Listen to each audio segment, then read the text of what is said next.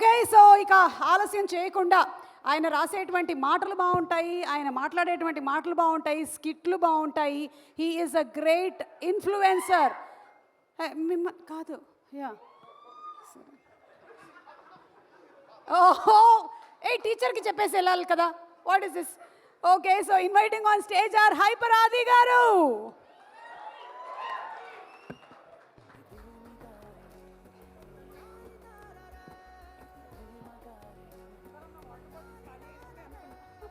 అంటే అసలు వాళ్ళు ఆకలేసి అరిచారో నా కోసం అరిచారో కూడా అర్థం కాని సిచ్యువేషన్లో ఉన్నాను.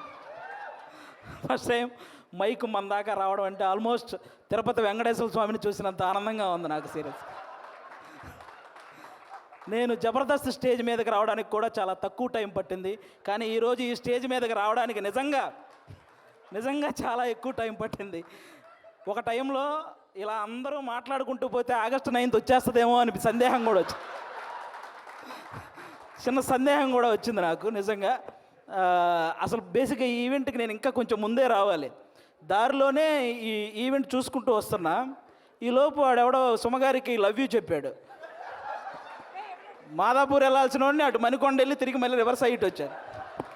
ఎందుకంటే రాజీవ్ కనకాల గారే ధైర్యం చేయరు సుమగారికి చెప్పడానికి, అలాంటిది అతను ధైర్యం చేశాడు. అది సీరియస్గా సాహసం అనే చెప్పాలి అది. ఓకే, ఈ సినిమా నువ్వా వద్దు చాలు, మళ్ళీ చెప్తావేంటి? ఓకే, ఈ సినిమాలో నేను చేయలేదు. ఈరోజు ఈ ఫంక్షన్కి రావడానికి ఒకే ఒక్క రీజన్, మా నాగబాబు గారు అమ్మాయి ప్రొడ్యూస్ చేసింది కాబట్టి ఈరోజు ఇక్కడికి రావడం జరిగింది అంతే. అంటే ఆయన తన తమ్ముడు కళ్యాణ్ గారి గురించి తప్ప తన గురించి ఏమాత్రం ఆలోచించుకోకుండా నిస్వార్థంగా పనిచేసి తన తమ్ముడు సక్సెస్లో ఆయన కూడా భాగమైన మా నాగబాబు గారు అమ్మాయి ప్రొడ్యూసర్గా చేశారు కాబట్టే ఈరోజు ఇక్కడికి రావడం జరిగింది. అంటే మెగా ఫ్యామిలీ అనగానే వాళ్ళని చూస్తే చాలు అనే ఫీల్ ఉన్న మాలాంటి చిన్న చిన్న ఆర్టిస్టులకి నాగబాబు గారు మా అమ్మలందరినీ దగ్గర కూర్చోబెట్టుకొని ఆయన చేతులతో అన్నం కలిపి తినిపించిన రోజులు ఉన్నాయి. అలాంటి మా నాగబాబు గారు అమ్మాయి ప్రొడ్యూసర్గా చేసింది కాబట్టి ఈరోజు ఇక్కడికి రావడం జరిగింది.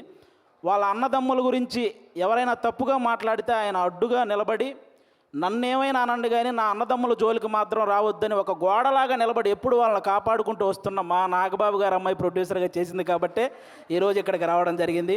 అంటే ఎప్పుడు అన్నయ్య మంచితనం, తమ్ముడు మంచితనం ఇవే మాట్లాడుకుంటూ ఉంటాం, కానీ వాళ్ళని మాకు ఇంత దగ్గరగా చేసిన మా నాగబాబు గారి మంచితనం కూడా మీ అందరికీ తెలియాలి, అందుకే ఈరోజు ఇది చెప్తున్నాను అనమాట. ఇంకా మీ అందరికీ తెలుసు, నిహారిక గారు ఇప్పుడు కాదు ఒక 10 years బ్యాక్ మీకు ఒక స్కిట్ చేశారు, డి వర్సెస్ జబర్దస్త్ అని. అందులో నాగబాబు గారి క్యారెక్టర్ చేశారు నిహారిక గారు.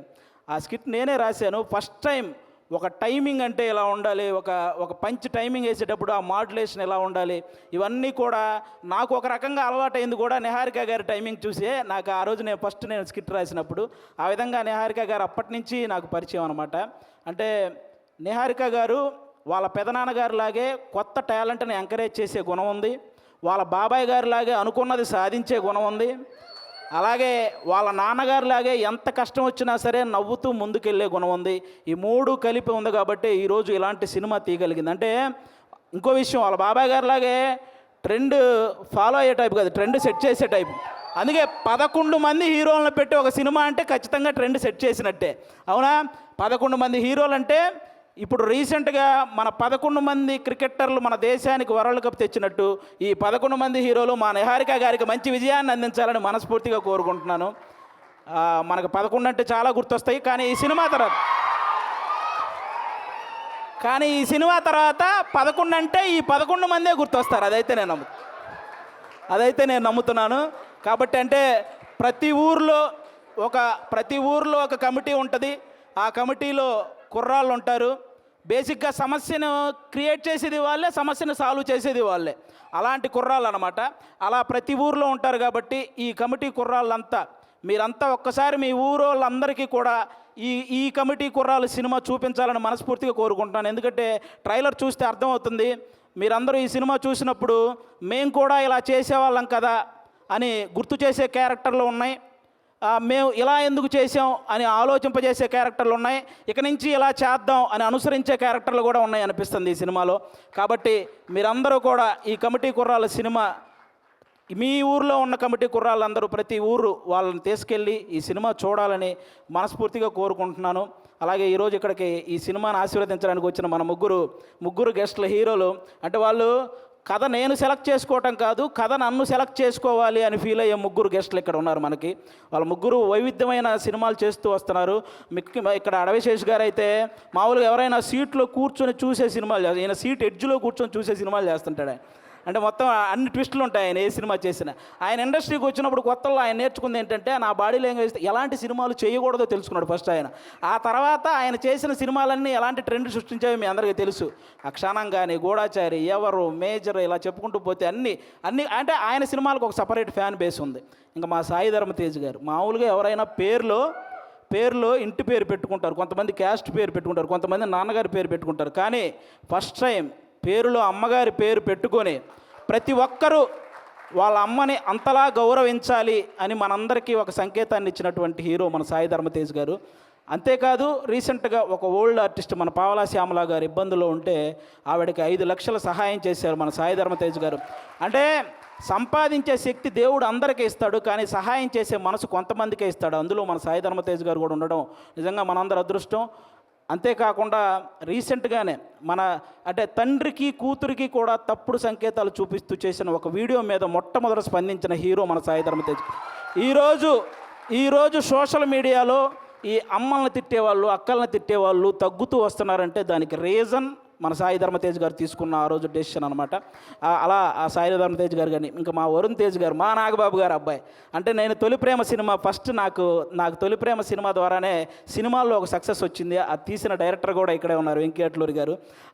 అంటే ఆయన కూడా మెగా ఫ్యామిలీ నుంచి వచ్చిన ఒక హీరో అన్న గర్వం ఎక్కడా ఉండదు మా వరుణ్ తేజ్ గారికి. చిరంజీవి గారు లాగే వైవిధ్యమైన కథలను ఎంచుకుంటూ వెళ్తుంటారు. అంటే అప్పట్లో చిరంజీవి గారు రుద్రవీణ చేశారు, గ్యాంగ్ లీడర్ లాంటి సినిమా చేశారు, అలాగే చంటబ్బాయి లాంటి కామెడీ సినిమా చేశారు, ఆపద్ బాంధవ్ లాంటి ఒక ప్రయోగమైన సినిమా చేశారు. అలాగే మా వరుణ్ తేజ్ గారు కూడా తొలి ప్రేమ లాంటి లవర్ బాయ్ క్యారెక్టర్ చేశారు, ఫిదా లాంటి పక్కింటి అబ్బాయి లాంటి క్యారెక్టర్ చేశారు, అంతరిక్షం లాంటి ప్రయోగం చేశారు, గద్దలకొండ గణేష్ లాంటి మాసు చేశారు, F2 లాంటి ఫన్. అంటే ఒక డైరెక్టర్కి ఛాలెంజ్, నేను ఏదైనా చేయగలను, మీరు ఎలాంటి సబ్జెక్ట్తో వచ్చినా చేయగలను అనే హీరోగా మా వరుణ్ తేజ్ గారు తయారవుతున్నారు. కాబట్టి ఇలాంటి గెస్టులు ఈరోజు మన దగ్గరికి రావడం నిజంగా మీ సినిమాకి. అలాగే ముఖ్యంగా ఇక్కడ ఈరోజు ఎవరైతే కుర్రాళ్ళు ఉన్నారో మొత్తం, నేను బేసిక్గా ఇక్కడ ఎవరో కొత్త కుర్రాళ్ళు అన్నారు, కానీ వాళ్ళు స్టేజ్ మీద మాట్లాడింది, ట్రైలర్లో చేసింది చూస్తే ఈ ముందున్న వాళ్ళందరూ కొత్త కుర్రాళ్ళు అనిపించింది నాకు. అలా మాట్లాడుతున్నారనమాట. కానీ అస్సలు సినిమా ఎక్స్పీరియన్స్ లేని ఈ టాలెంటెడ్ కుర్రాళ్ళకి సినిమా మాత్రమే ఎక్స్పీరియన్స్ ఉన్న సాయి కుమార్ గారితో కలిసి చేయటం మీ అందరూ అదృష్టం నిజంగా. కాబట్టి మీ అందరికీ once again all the best. August 9 తర్వాత ఖచ్చితంగా ఈ సినిమాకి సక్సెస్ మీట్ ఉంటుందని నేను మనస్ఫూర్తిగా కోరుకుంటున్నాను. వన్స్ అగైన్ నిహారిక గారికి కూడా ఆల్ ద బెస్ట్ అండి. థ్యాంక్ యూ ఆది గారు. నెక్స్ట్ మీటింగ్కి మైక్ పట్టుకెళ్తున్నారా? అండ్ కొంతమంది మాట్లాడితే ఆపితే బాగుంటుంది అనిపిస్తుంది, కానీ ఈయన మాట్లాడితే మాత్రం చెవులు నిక్కబుడుచుకొని మరీ వింటూ ఉంటాము. So Aadi garu, thank you so much. Hi, hello. Mesmerize చేసే మూవీ ముచ్చట్లు, రిలీజ్ అయిన వెంటనే రివ్యూస్, మీ అభిమాన తారల రియల్ స్టోరీస్, సినిమా సమాచారం ఏదైనా క్షణాల్లో మీ చెంతకు. మరింకెందుకు ఆలస్యం, యోయో సినీ టాకీస్ ని సబ్స్క్రైబ్ చేసుకోండి. హలో నోటిఫికేషన్ కోసం గంట కొట్టడం అస్సలు మర్చిపోకండి.